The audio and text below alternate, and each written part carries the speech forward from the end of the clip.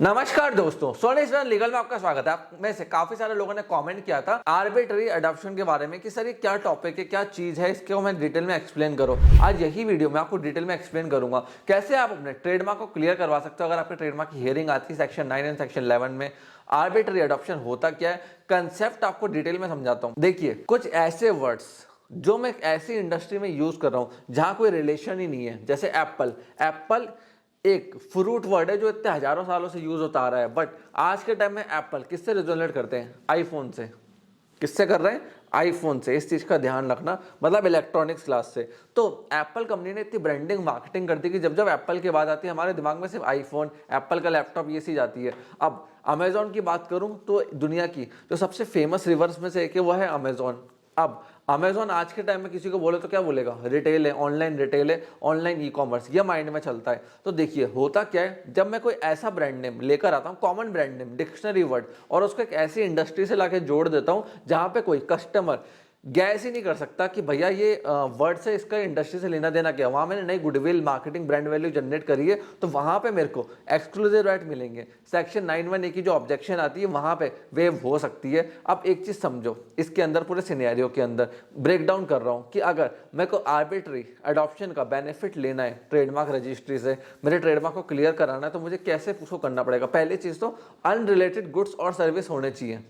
जैसे अगर मैं प्रॉफिट वर्ड की बात कर रहा हूँ और प्रॉफिट वर्ड के नाम पे मैं लिपस्टिक बेच रहा हूँ, तो वहां पे मुझे सेक्शन 9(1)(a) के अंदर बेनिफिट मिल जाएगा। प्रॉफिट वर्ड तो डाइल्यूटेड डिक्शनरी वर्ड है, तो मैं उसका वर्ड मार्क कैसे लूँ? ले सकता हूँ अगर मैं उसकी मार्केटिंग, ब्रांडिंग कर रहा हूँ और इतनी हैवीली मार्केटिंग कर दी कि प्रॉफिट से लोग, कस्टमर समझने लगे लिपस्टिक, क्लास 3 वाला ट्रेडमार्क। बट अगर मैंने प्रॉफिट वर्ड को क्लास 36 में यूज कर दिया, जहाँ फाइनेंस की कैटेगरी है, क्लास 36, 37 के अराउंड, रियल एस्टेट के अराउंड, तो वहां पे लोग प्रॉफिट के लिए काम करते हैं, वो वर्ड्स कंटिन्यूसली वहां पे यूज होते हैं, तो वहां इसका बेनिफिट नहीं मिलेगा। तो पहली चीज आपको स्टैंड आउट करना पड़ेगा अनरिलेटेड प्रोडक्ट्स और सर्विसेज की। अनरिलेशन होना चाहिए, रिलेशन जहां मैच हो गया इसका बेनिफिट नहीं मिलेगा। फिर दूसरा आता है कि कस्टमर उसको याद रखे। कॉम्बिनेशन से आपने ऐसा क्रिएट कर दिया, ऐसी ब्रांडिंग मार्केटिंग कर दी कि कस्टमर अब उसको याद रख रहा है, उसके माइंड में वो छप चुका है। तो रजिस्ट्री आपको बोलेगी आपने क्या मार्केटिंग करी है, फेसबुक पे, इंस्टाग्राम पे, हमें सारी मार्केटिंग के एविडेंस दिखाओ।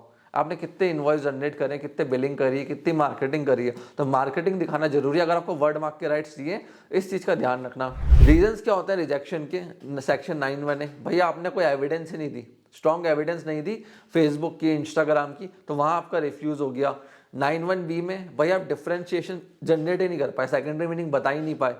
अब ना इनवॉइस दिखा पाए, ना एविडेंस दिखा पाए, ना सेकेंडरी मीनिंग दिखा पाए, ना डोमेन दिखा पाए, कुछ भी नहीं दिखा पाए, तो वहां भी आपका ट्रेडमार्क रिफ्यूज हो जाएगा। गुडविल ही नहीं दिखा पाए। अब लोग क्या करते हैं, सेक्शन 11 में एविडेंस डालने बैठ जाते हैं, फेसबुक के, इंस्टाग्राम के, मार्केटिंग के, ब्राउचर, बैनर्स, इनवॉइसेस।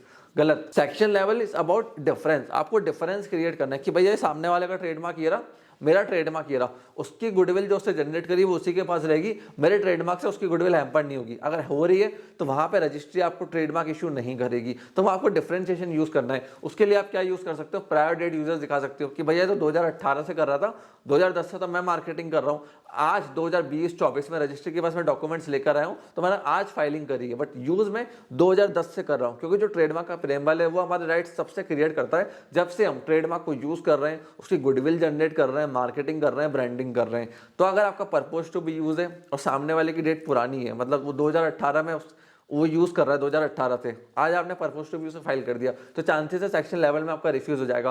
बट आप 2010 से यूज कर रहे थे, आपने यूजेस दिखा दी रजिस्ट्री को प्रॉपर, तो आपका ट्रेडमार्क क्लियर हो जाएगा। तो सेक्शन लेवल में डिफरेंस दिखाना जरूरी है। डिफरेंस नहीं दिखा पाओगे कि सामने वाला और आपका ट्रेडमार्क क्यों अलग है, क्यों डिफरेंट है, क्यों कस्टमर कंफ्यूज नहीं होगा, और क्यों आपको राइट्स मिले जाएं और उसका ट्रेडमार्क हैम्पर ना हो, तो आपके सेक्शन 11 की हियरिंग का वो निकल जाएगा, कहीं दिक्कत नहीं आएगी, क्लियर हो जाएगा। और सेक्शन 9 में 9(1)(a) और 9(1)(b) में मैंने एक्सप्लेन कर दिया है आर्बिट्री अडॉप्शन के ऊपर भी और सेकेंडरी मीनिंग जनरेट करने के ऊपर कि कैसे आपको सेकेंडरी मीनिंग जनरेट करना है और कैसे आर्बिट्री अडॉप्शन आपको दिखाना है अपने ब्रांड नेम के लिए। फ्रेंड्स, अगर फिर भी आपके कोई डाउट है regarding trademark, comment section open है, anything you can ask in the comment section. Comment section में पूछिए, मैं डेफिनेटली उसका आंसर करूंगा। आपको मेरे से कनेक्ट होना है, आप मेरे को इंस्टाग्राम पे ही फॉलो कर सकते हैं, मेरे को लिंक्डइन पे ही फॉलो कर सकते हैं। आपने इस वीडियो को यहाँ तक देखा, हम लोग सपोर्ट दिया, उसके लिए धन्यवाद।